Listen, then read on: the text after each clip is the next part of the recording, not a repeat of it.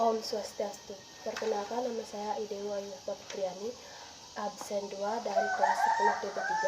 Di sini saya akan mempresentasikan materi PPKN yang berjudul Pembagian Kekuasaan Negara. Pertama, rangkuman materi. Pengertian kekuasaan.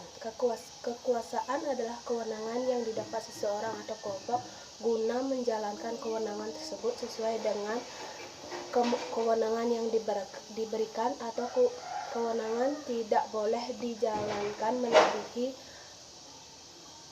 kemampuan seseorang atau kelompok untuk mempengaruhi tingkah laku orang atau kelompok lain. Adapun tokoh-tokoh para ahli yang mengemukakan tentang definisi kekuasaan adalah Miriam Budiarjo, Ramlan Surbakti, Max Weber, Barbara Godwin.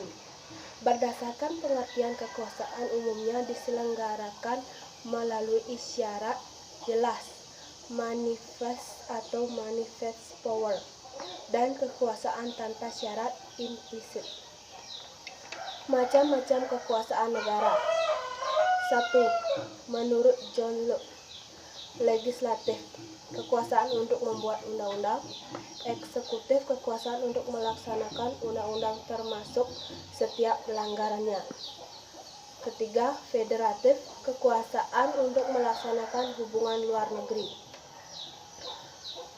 Menurut Montesquieu, penyempurnaan pendapat John Locke. 1. Legislatif, kekuasaan untuk membuat undang-undang. 2.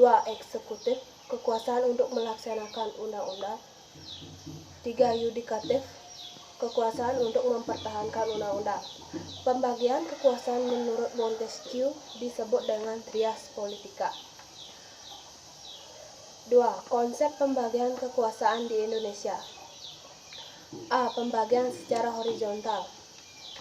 Yang pertama, kekuasaan konstitutif, kekuasaan untuk mengubah dan menetapkan Undang-Undang Dasar diatur pada pasal 3 ayat 1 Undang-Undang Dasar 1945.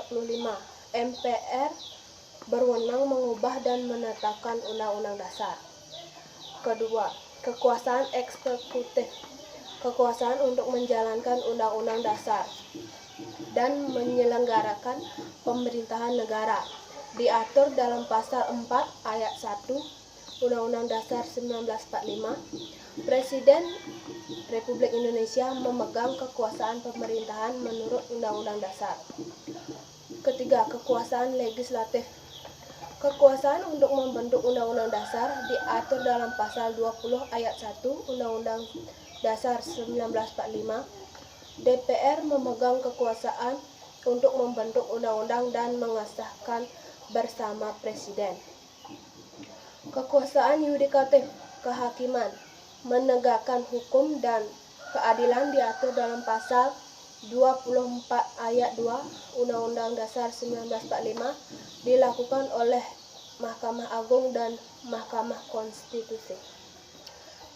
3. Kekuasaan eksaminatif, berhubungan dengan kewenangan negara, keuangan negara diatur dalam pasal 23E ayat 1 Undang-Undang Dasar 1945. Yang terakhir, kekuasaan moneter, mengatur dan menjaga sistem kelancaran pembayaran diatur dalam pasal 23D UUD 1945. Pembagian kekuasaan daerah secara vertikal diatur dalam pasal 18 ayat 1 UUD 1945, kekuasaan pemerintahan pusat.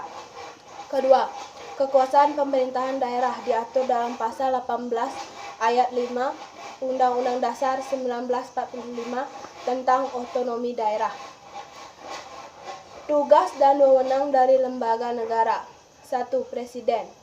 Tugas dan wewenang: memegang kekuasaan tertinggi atas angkatan udara, angkatan darat, dan angkatan laut. 2. Mengajukan rancangan undang-undang dan mengesahkannya bersama DPR. 3. Menetapkan peraturan pemerintah. 2. MPR, Majelis Permusyawaratan Rakyat. Tugas dan wewenang: mengubah dan menetapkan Undang-Undang Dasar, melantik Presiden dan Wakil Presiden.